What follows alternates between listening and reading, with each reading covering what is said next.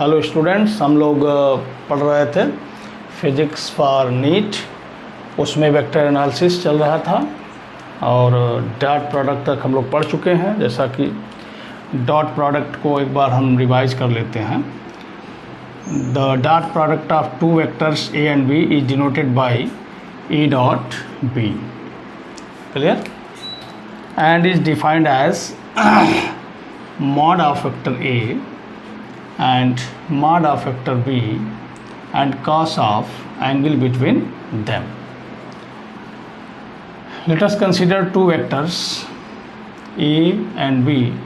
Angle between these vectors is theta. Then scalar product or dot product of A and B is denoted by A and B, and this is equal to A dot mod of A and mod of B cos theta.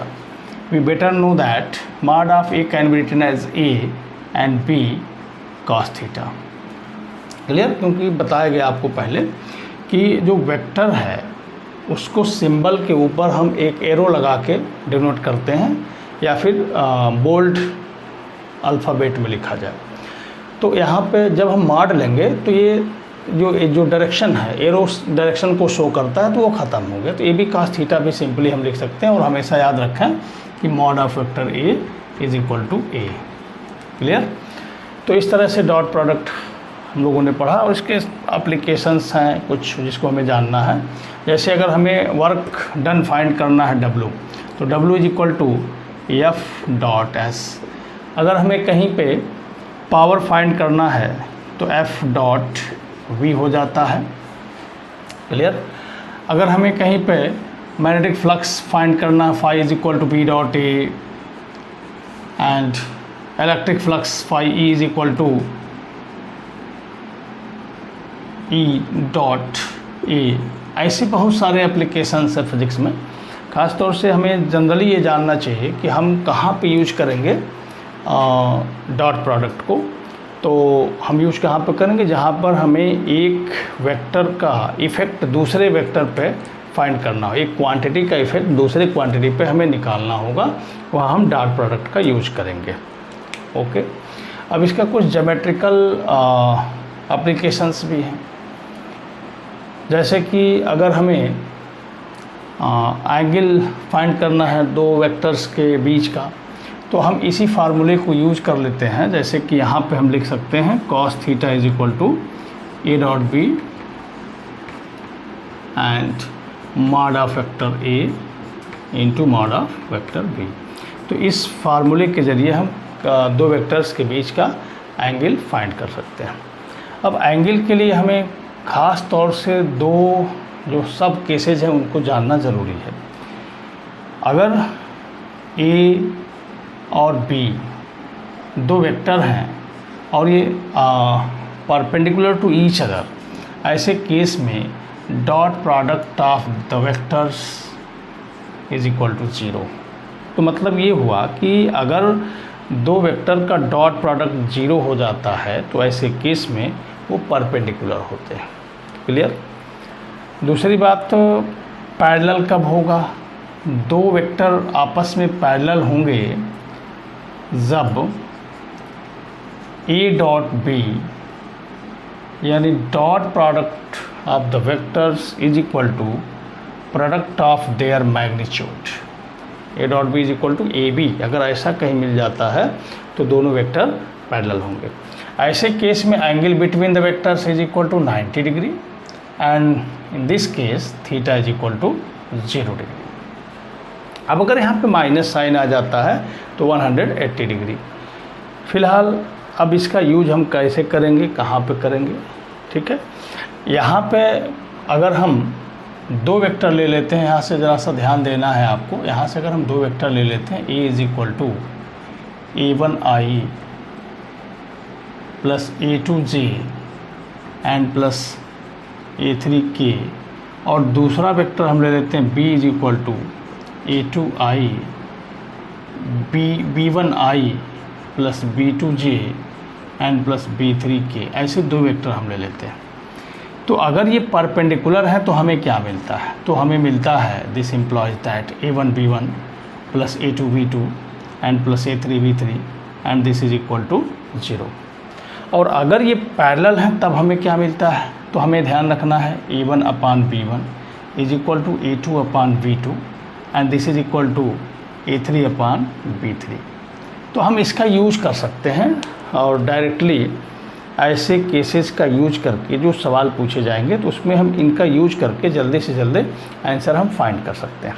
तो सबसे पहले हम इस पे ही example हम लोग करने जा रहे हैं। तो एग्ज़ाम्पल आप देखें, इसका स्क्रीनशॉट ले लें, फिर हम आगे बढ़ते हैं और एग्ज़ाम्पल रखते हैं इस पर। तो पहला एग्ज़ाम्पल हम लोग ले लेते हैं first. If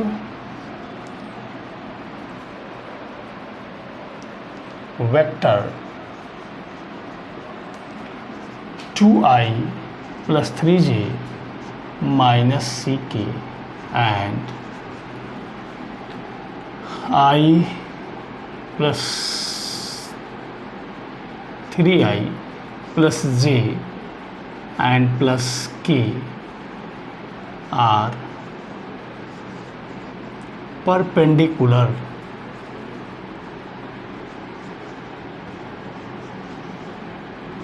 to each other,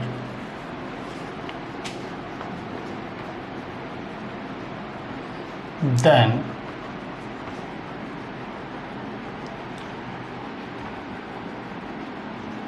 value of C is, अब इसमें ऑप्शन बन के आ जाएगा आपका, ठीक है, लेकिन हम लोग ऐसे सॉल्व कर लेते हैं solution. We better know that if two vectors A and B are perpendicular, then their scalar product will be 0. That means 2i and plus 3j and minus ck dot 3i and plus j plus k is equal to 0।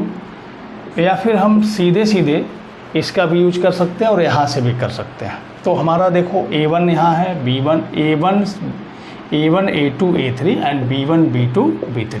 तो A1 B1 that is 2 into 3 and plus 3 into 1। तो coefficient of I and coefficient of I है 3, 2 into 3, coefficient of J 3, coefficient of J is equal to 1 and coefficient of K is minus C into coefficient of k here is 1 and this is equal to 0. This implies that 6 plus 3 minus c is equal to 0, then c is equal to 9। ठीक है, तो इस तरह के question पूछे जाते हैं। अब इसके बाद हम दूसरा क्वेश्चन बताते हैं आपको, दूसरा एग्जाम्पल। दूसरा एग्जाम्पल क्या है, देखा example number 2। If vectors 3i plus cj and plus 5k and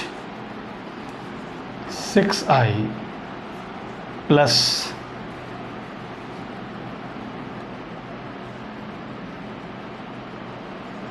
2j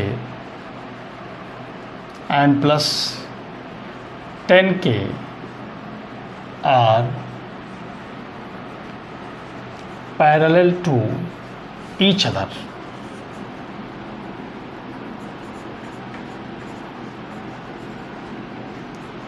then find C।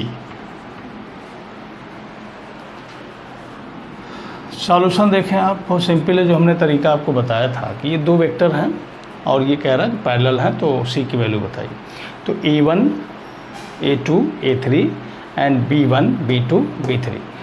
Parallel condition के लिए क्या A1, आप ध्यान से देखें आप, A1 upon B1 that is 3 upon 6 is equal to A2 upon B2 C upon 2 and this is also equal to 5 upon 10।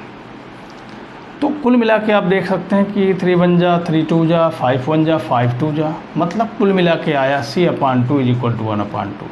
This implies that C is equal to 1। Clear. तो ये जल्दी क्वेश्चन हो जाएगा और आपको ऑप्शन ही चाहिए, option आपको मिल गया।